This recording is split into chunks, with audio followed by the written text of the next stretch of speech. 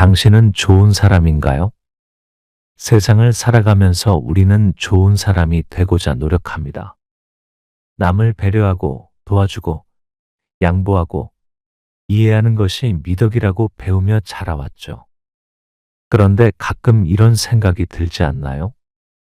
왜 나는 늘 배려하는데 남들은 나를 배려해 주지 않을까? 나는 상대를 위하는데 왜 상대는 나를 당연하게 여기지? 남을 돕다 보니 결국엔 나만 손해보는 기분, 너무 착해서 오히려 무시당하는 느낌. 이런 경험이 한 번이라도 있다면 우리는 좋은 사람이 아니라 쉬운 사람이 되어버린 것은 아닐까요? 오늘 노후산 책에서는 좋은 사람 되려다 쉬운 사람 되지 마라라는 주제로 살아가면서 꼭 필요한 삶의 지혜를 이야기해 보려고 합니다. 이야기 속에서 나의 모습을 돌아보고 좋은 사람이면서도 내 가치를 지키는 법을 함께 찾아가 보아요. 1. 좋은 사람과 쉬운 사람의 차이.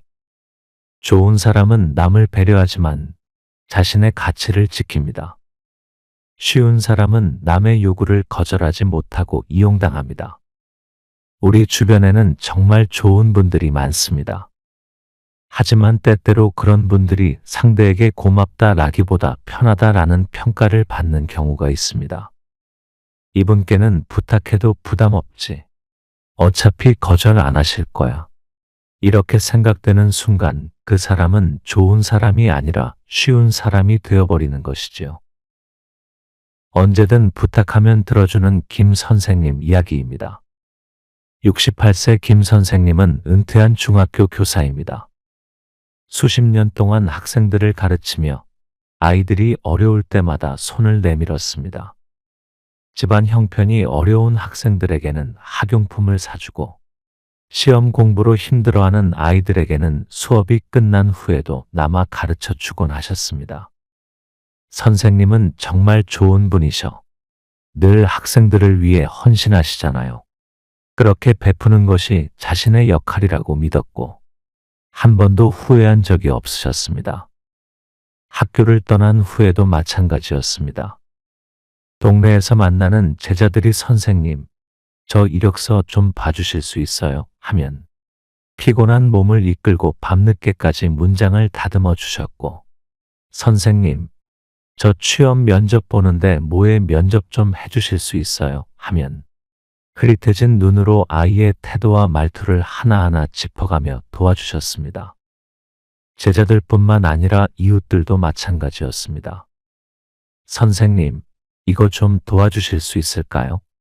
선생님, 저희 아이가 공부하는데 조언 좀 해주실 수 있으세요? 거절 한 번 못 하시고 늘 도와주셨습니다. 선생님은 늘 친절하시고 부탁하면 다 들어주시잖아요. 선생님이니까 당연히 해주실 거야. 그렇게 한평생을 누군가를 돕는 사람으로 살아오셨습니다. 어느 날 김 선생님은 갑작스럽게 건강이 악화되어 병원에 입원하게 되셨습니다. 평소와 달리 혼자서 해결할 수 없는 일들이 많았습니다. 휴대폰을 들고 연락처를 뒤져보았습니다. 도움을 줬던 수많은 사람들, 수십 년간 가르쳤던 제자들, 이웃들, 친구들, 그들에게 전화를 걸었다면 어떤 말을 들었을까요? 아, 선생님 죄송해요. 요즘 회사 일이 너무 바빠서요. 어머, 선생님 병원에 계셨다고요? 미처 몰랐어요.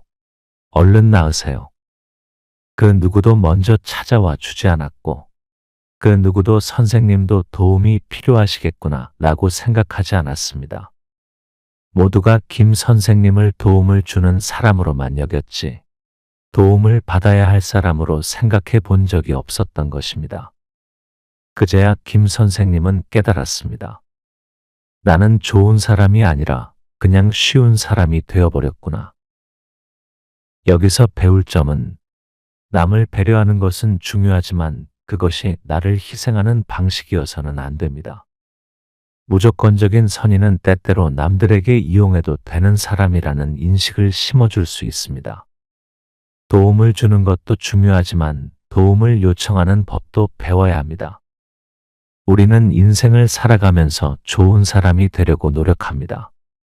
하지만 그 과정에서 나 자신을 너무 희생하고 있지는 않은지, 나는 배려하는 만큼 존중받고 있는지 한 번쯤 돌아볼 필요가 있습니다.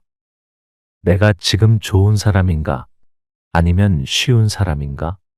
이 질문을 스스로에게 던져보는 것, 그것이 바로 지혜로운 삶의 시작입니다. 2. 착한 사람 콤플렉스에서 벗어나기. 우리는 어릴 때부터 이렇게 배워왔습니다. 어른 말씀 잘 들어야 한다. 양보해야 예의 있는 사람이다. 다른 사람 먼저 배려해야 한다. 착한 아이, 착한 친구, 착한 부모가 되라고 말이죠. 하지만 너무 착하게 살다 보면 어느 순간 남들에게 휘둘리는 사람이 되어버립니다. 마음속 깊이 자리 잡은 착한 사람 콤플렉스가 결국에는 나를 희생하게 만들기 때문입니다. 가족을 위해 희생만 했던 정 여사님 이야기입니다. 72세 정 여사님은 한평생 누군가를 위한 삶을 살아오셨습니다. 결혼 후에는 남편을 뒷바라지하기 위해 자신의 꿈을 포기했고 아이들이 태어나자 온 힘을 다해 키웠습니다. 새 옷 한 벌 사 입을 때도 이 돈이면 아이들 학원비에 보태야지. 몸이 아파도 엄마는 괜찮아. 내가 시험 끝나고 병원 갈게. 그렇게 아이들을 위해 살았고 자녀들이 결혼한 후에는 며느리와 사위를 친자식처럼 대해주셨습니다. 손주들을 돌봐주고 용돈까지 쥐어주며 한결같이 베푸셨지요. 우리 엄마는 정말 착한 분이야. 어머니는 늘 잘 챙겨주시잖아요. 그 따뜻한 말들이 들릴 때마다 정 여사님은 뿌듯했습니다. 하지만 시간이 흐르면서 그 말들은 점점 감사의 표현이 아니라 당연한 것이 되어갔습니다. 그러던 어느 날 정 여사님은 무릎이 아파 제대로 걸을 수가 없었습니다. 손주들을 돌보느라 미루고 미뤘던 병원 진료. 이제는 더 이상 참을 수가 없었습니다. 그래서 자녀들에게 전화를 걸었습니다. 엄마, 요즘 너무 바빠서 다음에 봐도 될까? 어머니, 저희도 요즘 좀 힘들어요. 다음에 연락드릴게요. 순간 정 여사님의 가슴이 먹먹해졌습니다. 내가 너무 바라는 걸까? 그동안 내가 했던 만큼 나도 도움을 받을 수 있을 거라고 기대한 게 잘못이었나? 그제야 깨달았습니다. 내가 베푸는 게 당연해져 버렸구나. 착한 사람이 되는 게 결국엔 나를 희생하는 길이었을까? 그날 밤 정 여사님은 한참을 생각에 잠겨 잠을 이루지 못하셨습니다. 여기서 배울 점은 착한 사람이 되는 것은 좋지만 희생하는 사람이 되는 것은 다릅니다. 한 번쯤은 나는 과연 이 관계에서 존중받고 있는가 되돌아볼 필요가 있습니다. 내가 줄 수 있는 것과 내가 받아야 할 것을 균형 있게 정해야 합니다. 우리는 가족을 위해, 친구를 위해, 이웃을 위해 착하게 살아왔습니다. 하지만 착한 사람이 되는 것이 반드시 좋은 삶은 아닙니다. 어떤 관계에서든 내가 존중받고 있는지, 내 희생이 당연한 것이 되어버린 건 아닌지 스스로에게 질문해 보아야 합니다. 나는 착한 사람인가? 아니면 희생하는 사람인가? 이제는 나 자신도 지켜야 할 때입니다. 3. 싫다라고 말하는 연습이 필요하다. 거절하는 것이 어렵습니까? 혹시 내가 거절하면 상대가 서운해할까? 인간관계가 멀어질까 봐 걱정돼. 하지만 거절을 못하는 사람은 결국 이용당하기 쉽습니다. 상대는 내 호의를 고마운 것이 아니라 당연한 것으로 여기게 되죠. 거절을 한 번도 해본 적이 없다면 상대는 한 번도 미안해할 기회가 없었을 것입니다. 오늘은 거절을 하지 못해 결국 후회하게 된 한 사람의 이야기를 들려드리겠습니다. 외상값을 못 끄는 박 사장님 이야기입니다. 65세 박 사장님은 퇴직 후 작은 가게를 차렸습니다. 식당도 아니고 마트도 아니고 조용한 동네에서 조그만 생활 잡화점을 운영했습니다. 세월이 흐르면서 손님보다는 오랜 친구들이 자주 드나들었습니다. 사장님, 이거 좀 외상으로 가져가도 되지? 박 사장, 다음에 올 때 갚을게. 처음에는 아무렇지도 않았습니다. 친구들이니까 괜찮겠지. 어차피 다들 언젠가는 갚을 거야. 뭐, 한두 번이야 그냥 넘어가도 되지. 그런데 한두 번이 아니었습니다. 한 번 외상을 해주면 다음에도 당연히 외상을 부탁했습니다. 심지어 갚지도 않았는데 또 다른 물건을 가져가며 나중에 줄게 라고 말하는 일이 잦아졌죠. 처음에는 그래, 친구들한테 이 정도는 베풀 수 있지 라고 생각했지만 나중에는 이게 과연 우정일까? 아니면 나만 손해보는 관계일까 하는 고민이 들기 시작했습니다. 그러던 어느 날 가게 안에서 물건을 정리하던 중이었습니다. 문 앞에서 들려오는 친구들의 대화 소리.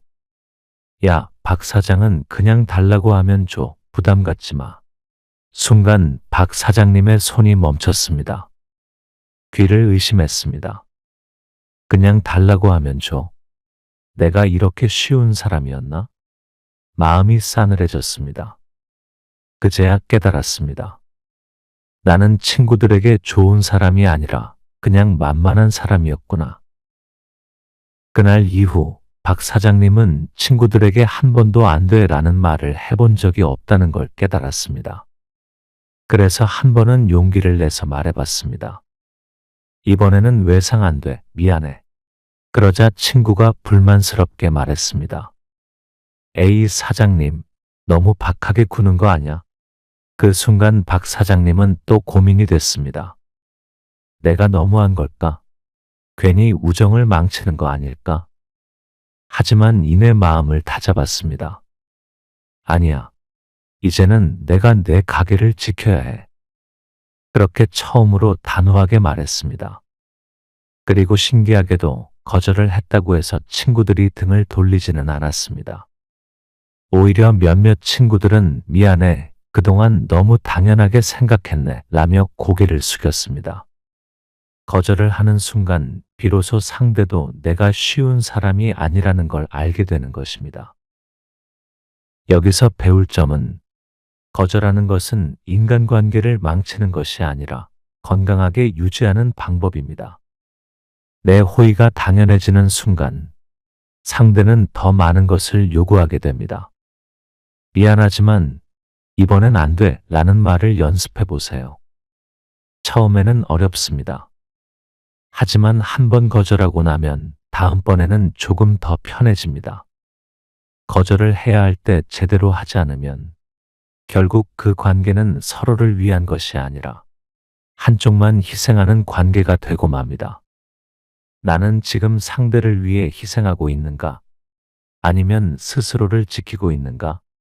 이 질문을 스스로에게 던져보는 것이 인생을 지혜롭게 살아가는 첫걸음이 될 것입니다. 4. 경계를 지킬 줄 아는 것이 지혜다.